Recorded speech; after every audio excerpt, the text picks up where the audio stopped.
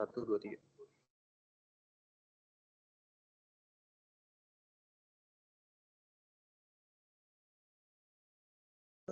Assalamualaikum warahmatullahi wabarakatuh.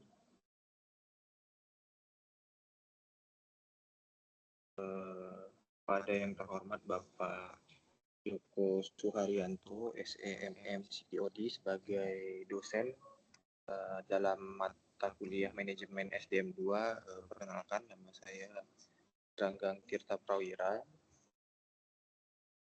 Pada hari ini saya akan presentasikan analisis kepemimpinan di PT Epson Batam sebagai bahan UTS mata kuliah manajemen sumber daya manusia.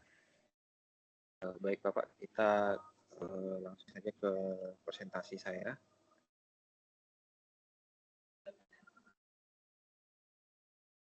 Yang pertama itu deskripsi singkat organisasi.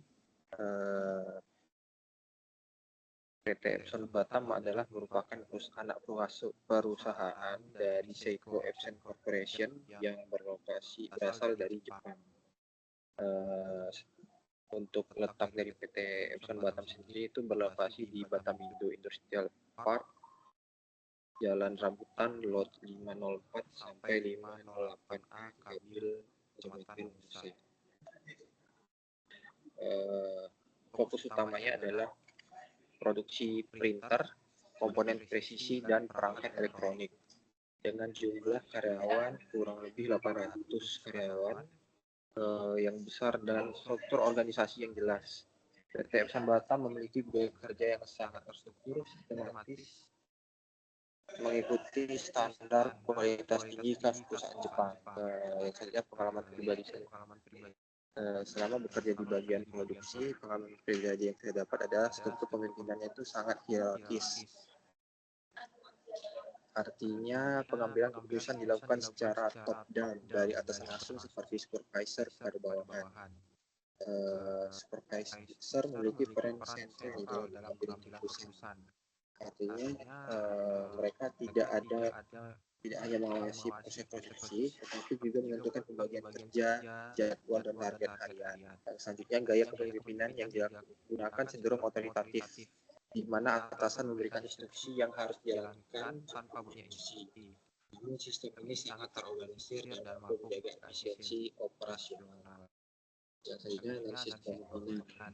Untuk menganalisis kepemimpinan di PT Epson Batam, saya mengacu pada dua teori utama.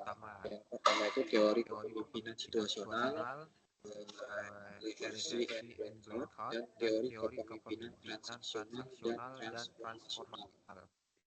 Teori kepemimpinan situasional oleh Leherzi dan Blanchard yang menjelaskan bahwa gaya kepemimpinan sebaiknya disesuaikan dengan kondisi dan tingkat kesiapan bawahan.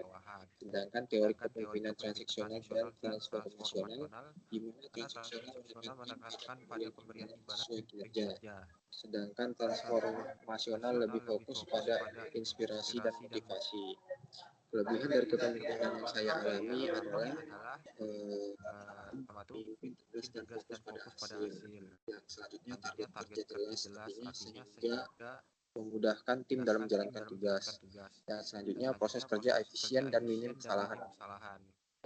Adapun kekurangannya yaitu komunikasi dua arah kurang dikembangkan. Karyawan hanya menerima instruksi. Selanjutnya minim ruang inovasi, tidak banyak ruang untuk menyampaikan ide atau inovasi dari bawah. Yang selanjutnya pendekatan kurang humanis. Artinya pendekatan terhadap karyawan masih kurang humanis atau kurang memperhatikan aspek psikologis. Selanjutnya saran dan solusi untuk meningkatkan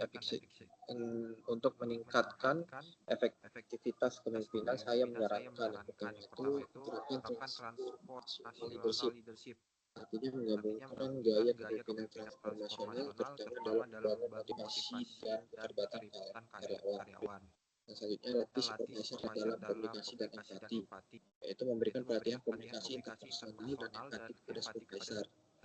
Selanjutnya libatkan karyawan dalam mengambil keputusan. yaitu mendorong keterlibatan keterlibatan karyawan dalam karyawan dalam mengambil mengambil keputusan, keputusan, misalnya melalui melalui forum atau diskusi diskusi rutin. rutin. Dan selanjutnya buat Selanjutnya forum buat rutin forum untuk rutin untuk feedback dua feedback arah, dua arah, mengadakan forum mengadakan atau forum sesi atau curhat sesi rutin curhat rutin agar agar bawahan merasa didengar atau dihargai. Dengan pendekatan ini, hubungan antara atasan dan bawahan bisa lebih sehat dan kinerja tim pun akan lebih baik. Selanjutnya Selanjutnya penyebaran pelajaran pribadi yang pribadi yang saya ambil POV dari dari pengembangan kompetensi SDM saya.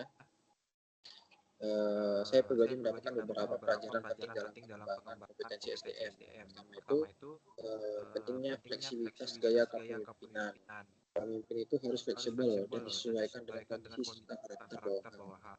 Dan selanjutnya perlunya Perlunya komunikasi komunikasi efektif. efektif. Komunikasi efektif sangat penting Sangat untuk penting untuk membangun membangun kerjasama yang kerjasama baik, yang baik, terutama terutama antara antara atasan dan atasan dan bawahan. bawahan. Selanjutnya kepemimpinan bukan hanya soal hasil, Film, tapi juga tapi juga hubungan kerja yang kerja yang sehat. sehat. Kepemimpinan yang ideal bukan hanya soal mencapai target, tapi juga soal membina hubungan kerja yang saling menghargai. Pelajaran ini menjadi bekal saya untuk menjadi seorang manajer atau pemimpin yang baik di masa depan. Adapun penutup sebagai kesimpulannya, gaya kepemimpinan di PT Epson Batam cenderung transaksional dan otoritatif, yang efektif untuk lingkungan kerja produksi yang membutuhkan disiplin tinggi. Namun, perlu adanya pendekatan yang lebih partisipatif dan empatik untuk menjaga motivasi dan kesejahteraan karyawan dalam jangka panjang. Selanjutnya, pengalaman ini memberi saya pemahaman nyata tentang pentingnya kepemimpinan dalam manajemen sumber daya manusia yang akan saya aplikasikan dalam karir saya nantinya. Baik Bapak, mungkin sekian presentasi dari saya sebagai penilaian dalam ujian tengah semester pada